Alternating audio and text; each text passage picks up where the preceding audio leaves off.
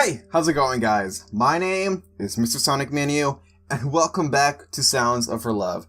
Last episode, we figured out why Ceri wasn't at school last time, and we asked her to go to school, and she ended up showing up, even though it looked like she wasn't going to show up in the first place. But let's start, shall we? Dust shimmers in the air, sporadically throughout the classroom. I'm so dyslexic, and I can't read, guys, if you haven't noticed. I'm really bad at reading. Giving the day a sense of warmth as the autumn sunlight shines through the windows. All too much of a contrast with the bitter cold of the morning, leaving me with a feeling of unease as the issues with Ceri still linger around my mind. Having left not so long ago to get to class, we separated on a sour note, neither of us really saying anything but our feelings ever so similar. One's a sadness, the other one's general awkwardness. Getting her to come to school is one thing, but for her to open up to me again will be a completely different challenge. If I'm going to make this day work one day or another, I'll have to force her to talk to me, no matter how inconsiderate that sounds. I mean, do you really want to pry, man? Because you just said last episode you don't want to pry. Okay. Moving my body backwards, I stretch to alleviate the pain in my shoulders. Today is going to be long, but I've gotten through lessons before just thinking about Ceri. Thing is, there's a lot more to think about now, including my feelings. Ooh. The chimes of the school bell jolt me up from a slumped position of my chair. It's lunchtime, so getting outside as soon as possible is a priority. I want to meet Ceri outside her class, for once. Springing up, I grab my bag and swiftly push my items into it in a disordered manner. These are things I have no time to be concerned about. I managed to be one of the first people out of the class, but it's expected that those who sit near the front will always have the upper hand. Ceri's class isn't much of a distance away. It seems that their class is still inside. Everyone in our year group is on the same corridor, so it's unsurprising to find myself joining the unusual crowds who wait outside the other classes for their friends to come out. One by one, people flock out of the classroom. The entire event is quite a scene, as it's already been about 5 minutes since the lunch bell rang. Just how important was their lesson? It's in time the sight of Ceri greased my eyes. Once again, she still holds the same expressionless appearance she's had since this morning. It hurts to see. Hey, Ceri, shall we go have lunch together? Sorry, I need to catch up with some work. No! What? She used to be so... She'd say, yeah, right away when we would ask, what's going on? I'm going to copy a friend. No, as soon as I opened my mouth, Ceri seemed to go into a state of shock. Her words sound untruthful, as if she forced out the first excuse she could think of. As depressing as it is, the reality is that I'm the only person she speaks to in this school. She wouldn't have the audacity to copy out someone within her class. If she's not ready to speak, that's fine. The entire action itself going back on what I previously decided upon earlier. Forcing her to speak to me would probably send her into another state of shock. I'll let her go for now. Alright, Ceri. I turn around, leaving Ceri behind as I join the students from her class, heading towards the cafeteria. What's going on? Whether Ceri wants to object or not, I'm unsure. However, she won't be able to get away from me this easily. Letting our friendship dissipate like this isn't something I want to allow. Good for you, man. Fight for her. I find myself sitting in the cafeteria, clutching a sandwich in my hand. A little earlier, the guy sitting in front of me got into a fight with one of the younger students over who'd get the last beef sandwich. What the heck? It's just a beef sandwich, man. Even though it's delicious, apparently. I'm not really sure why these things are so popular. You enjoying that sandwich? You better be. I was wounded pretty bad back there. He didn't even touch you. Can't you just let me pretend for a minute? School is pretty boring, man. To be honest, he is right. Having to sit here without Ceri is quite agonizing. A distressful experience putting my entire state of mind into a flurry. Even though yesterday I sat alone in the class, being here with this guy isn't much better at all. Are you listening, mate? Sorry, can you repeat yourself? I was saying that if they introduce lamb into the school sandwiches, there's plenty of sheep in Wales, aren't there? I wouldn't know. I've never been. I'm not even Welsh. Neither have I, man. It's just a thought, you know. It seems this guy is pretty invested in sandwiches. The bell rings to signal the end of lunch, causing me to feel more depressed, as I know I have to face afternoon lessons. Another typo there. It bothers me so much. Whilst listening to the mundane talk of my classmate, I decided to try again with Ceri. The idea is to walk her home.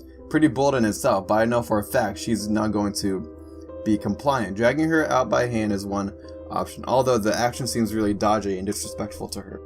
In a way, it might show her how much I'll put into being there to support her. What could go wrong?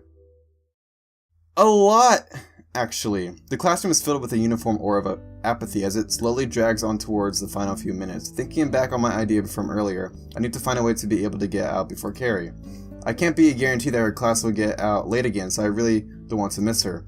Raising my hand, I eagerly wait for the teacher to notice. Asking to be excused for the restroom is undoubtedly the best way to be the first one out of the class. It's about 5 minutes until lesson ends, so there shouldn't really be a problem.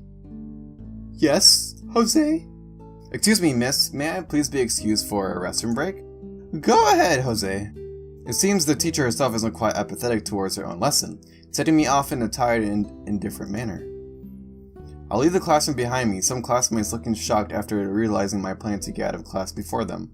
Turning down the corridor, I walk slowly towards Ceri's classroom. This time she's not getting away so easily. Okay. Did you find it? The bell rings so officially and everyone's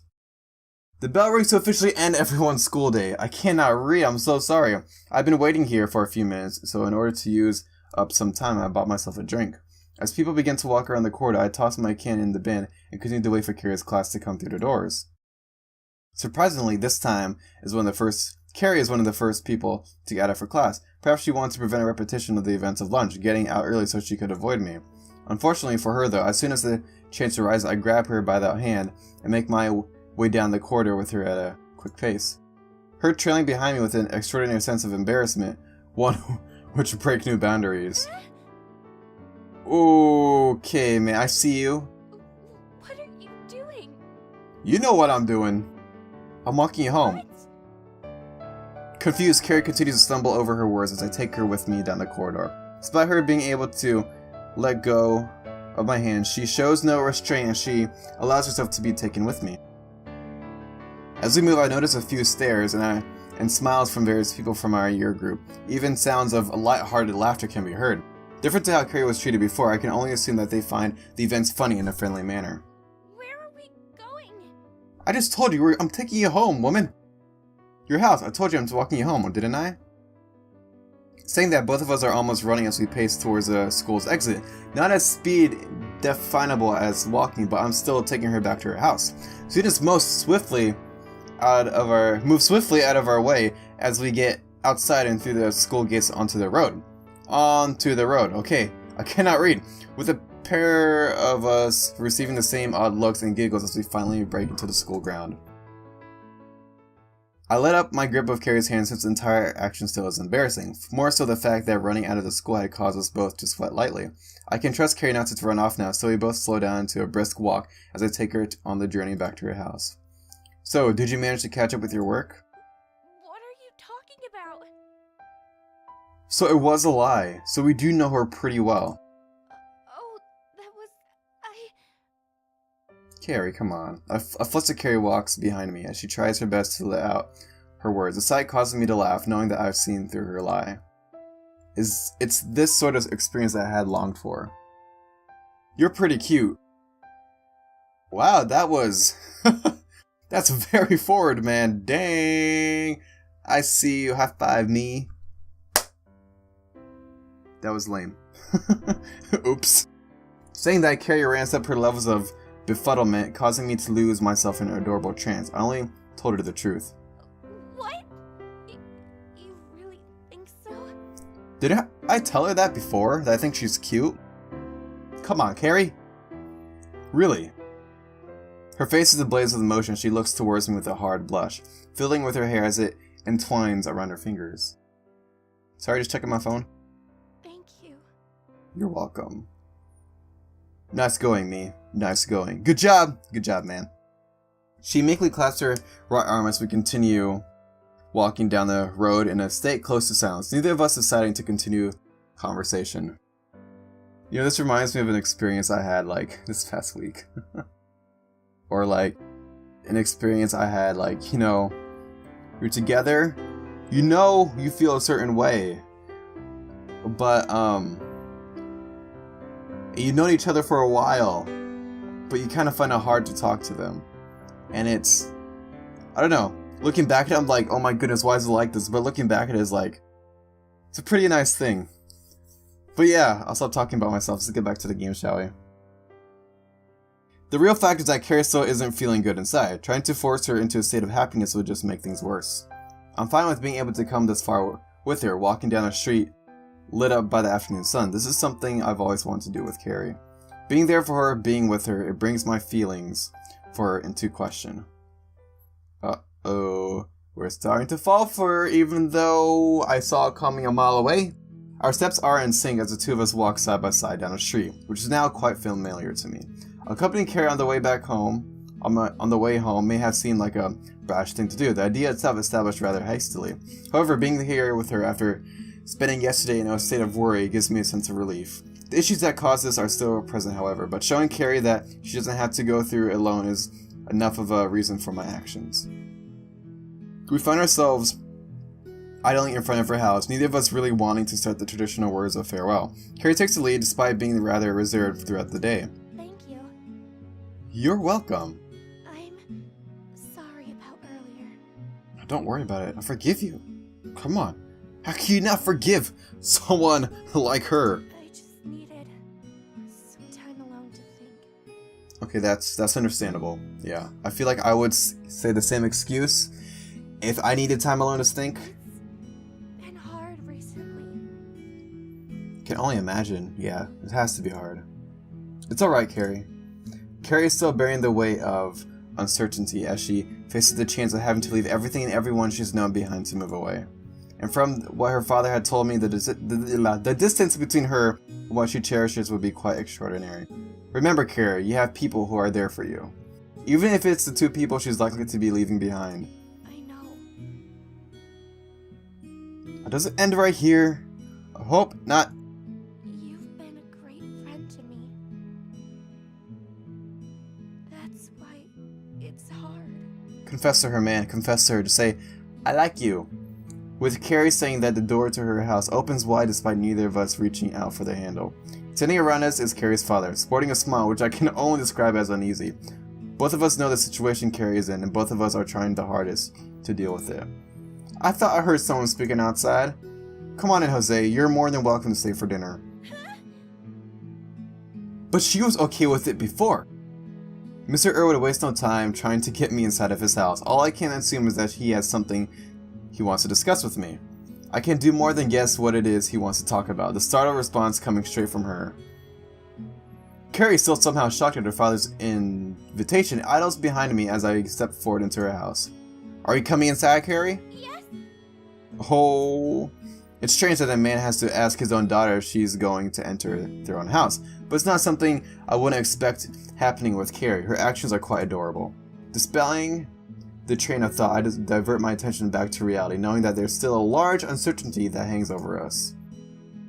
As Mr. Irwood and I walk further through the hall, Ceri stands behind and speaks out to us. I need to put some things away upstairs.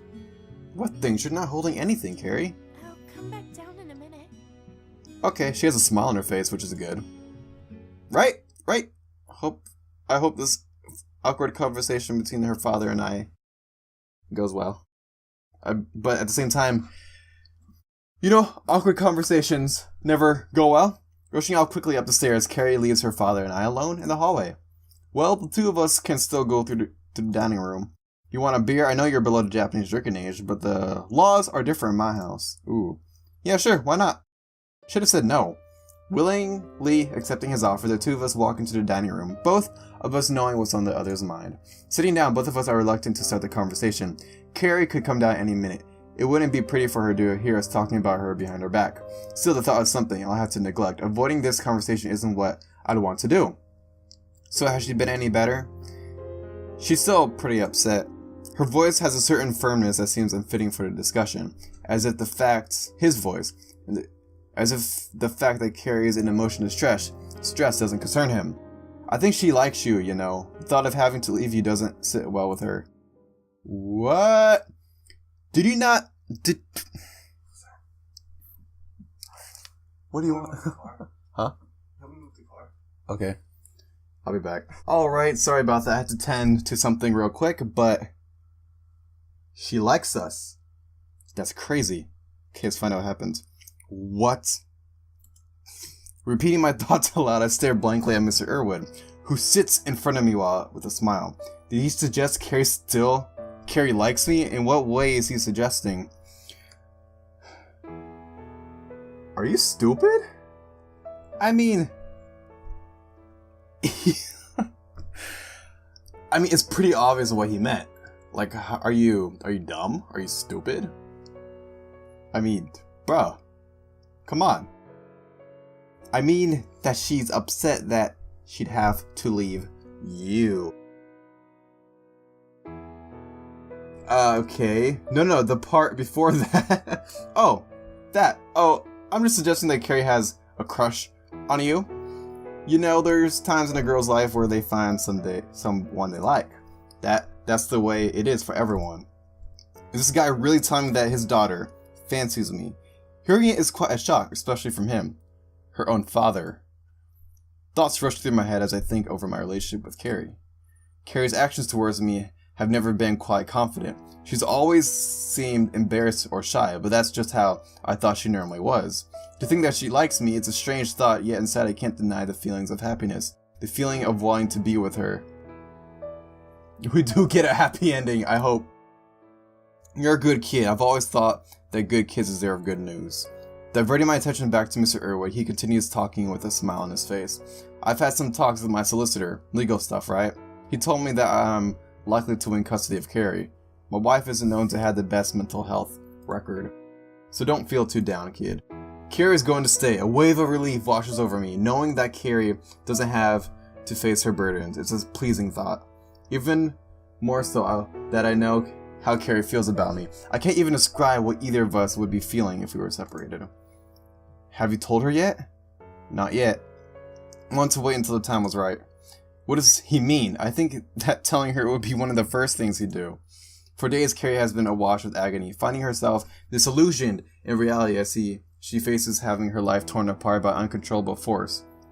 It's odd. Can I ask you for a favor? What? Take my daughter out on a date. Didn't we take her out on a date already? But the dad's asking us. Okay. In what world would the girl or your crush's father tell you, hey, go on a date with daughter? A perfect world. That's what kind of world this would happen in. But unfortunately, our world isn't perfect. If only this actually happened in real life. It'd be awesome. What? It seems as if what is the only thing I can get around this guy to be so full of surprises. What's even more surprising is that Ceri's still taking her time with putting her stuff away. Me and her father have been talking about her for quite a while. Her father has just asked me to go on a date with her, but yet she's conveniently upstairs completely unaware of what's going on. Why are you so adamant about me and Ceri? I reveal my thoughts to him, and in no way do I not want to go out with Ceri. It's just strange that her father is pushing us together. First he tells me she likes me, and now he's trying to get me to take her out. Aren't fathers supposed to be reluctant to let a guy date their daughter? Especially when they've only known each other for less than 2 weeks? It's just Ceri's never had any friends. To know that she's managed to make one in which she even likes. I don't even want her to miss the opportunity. And hey, you're not a bad kid. I have no objections to you dating her. Wow. Man, I hope my conversation with someone's dad goes this well. Dang. Okay. Hearing these words, they're strange. Thoughts which were never foreign, but a reality which certainly is new to me. Okay. I myself can't deny the feelings I've held for Ceri, even if they were abstract for most of the time. Now, presented with this, I'm assured of what those feelings were. Love. Okay. Duh, you couldn't tell what it was before? You stupid kid. The sounds of footsteps resonate from the hallway, giving me and Mr. Irwood a clean sign to change the direction of our conversation. So, Jose, how's school? Oh, it's been great. I'm back. Hi. Oh, Ceri, sit down. I'll get dinner prepared for us. Walking out of the room, Mr. Irwin leaves me with Ceri, the girl which drew out my inner feelings. Seeing her now sitting before me with a slight frown as she looks downwards at the table fiddling with her braids, it makes my heart race. What? Mr. Irwin comes back into the room carrying plates topped with dinner. Ceri and I still sit in silence, even each of us taking occasional glances towards the other without being directly bothered by it. That's adorable. That's freaking adorable. That's awesome. Okay. As Ceri's father places a plate in front of me, do they mean a plate? Another typo. Okay. The smell itself is enough to signal the quality of it. Last time, his dinner was actually quite enjoyable, like Ceri said. It smells nice. I knew you'd like his cooking.